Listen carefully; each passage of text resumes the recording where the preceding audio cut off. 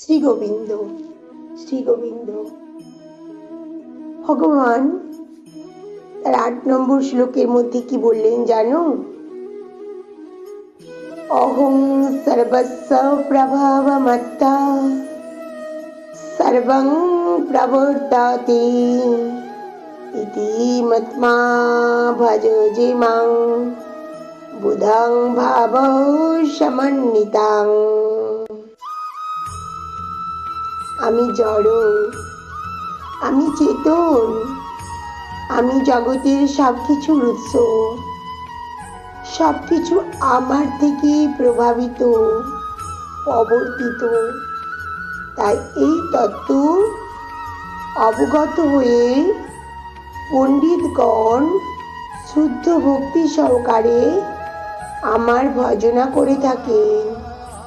Radhe.